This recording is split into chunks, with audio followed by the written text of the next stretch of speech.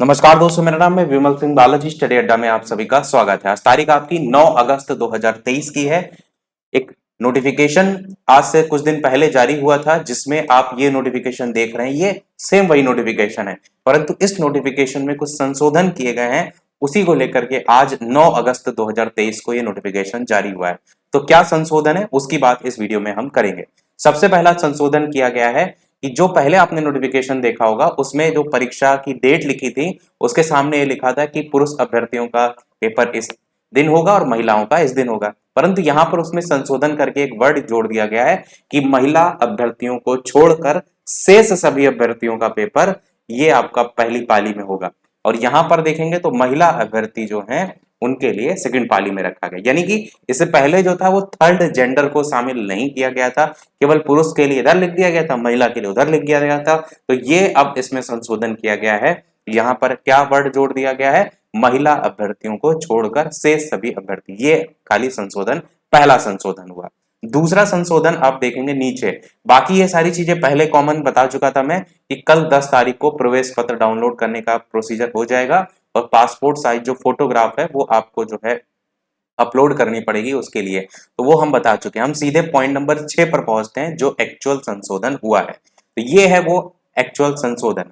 क्या लिखा है इसमें कि लिखित परीक्षा के विभिन्न कोटि के उम्मीदवारों के लिए अर्हतांक के संदर्भ में उल्लेखित किया गया है कि कार्मिक और प्रशासनिक सुधार विभाग के संकल्प यहाँ संख्या दे रखी है और इसके अनुसार लिखित परीक्षा में शामिल सामान्य वर्ग के उम्मीदवारों को 40% लाना था पासिंग मार्क्स के लिए। ये मेन पेपर का है। अर्हता परीक्षा में तो था आपका 30 नंबर, वो अलग है।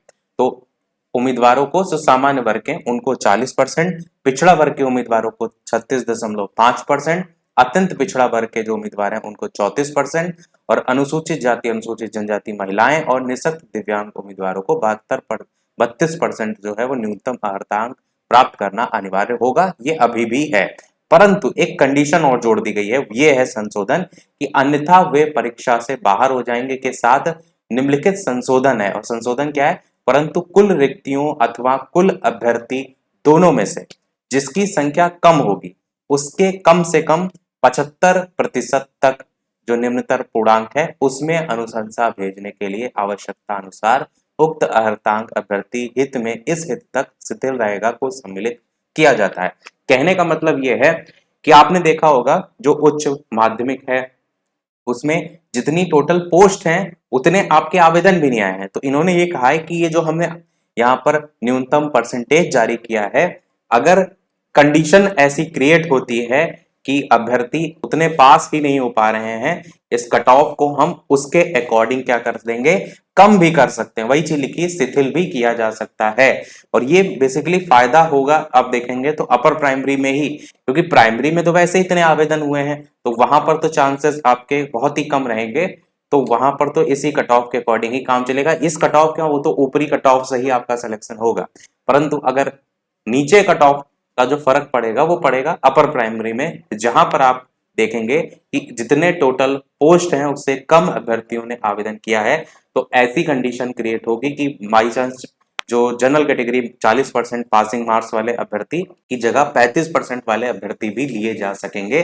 तो वही चीज इन्होंने कही है कि दोनों में से जो भी कंडीशन लागू होगी कि कुल रिक्तियों अथवा कुल अभ्यर्थी दोनों में से जिसकी भी संख्या कम होगी उसके कम से कम 75% तक हम पोस्ट भरने का पूरा प्रयास करेंगे। ये चीज क्लियर यहाँ पर की गई है। तो पोस्ट भरने के लिए क्या करेंगे, जो भी अर्हतांक यहाँ पर नंबर होंगे उसको जितना भी इन्होंने पहले से डिसाइड कर रखा है उससे कम भी जो है वो कर सकेंगे, हित में इस हद तक शिथिल रहेगा। बस यही दो मेन अपडेट है। समझ गए होंगे। मैंने कोशिश ये की है कि दोनों जो मेन अपडेट है उसको बता दिए, बाकी ये नोटिफिकेशन में बाकी सारी चीजें वही रहेंगी। कल आपका जो है वो ये पता चल जाएगा कौन सा सेंटर कोड वगैरह रहेगा, तो उसको लेकर के नोटिफिकेशन जब भी जारी होता है हम आपको अपडेट अवश्य करेंगे। वीडियो लाइक शेयर सब्सक्राइब अवश्य कीजिएगा। मिलते हैं अगले अपडेट में, तब तक के लिए नमस्कार, जय हिंद।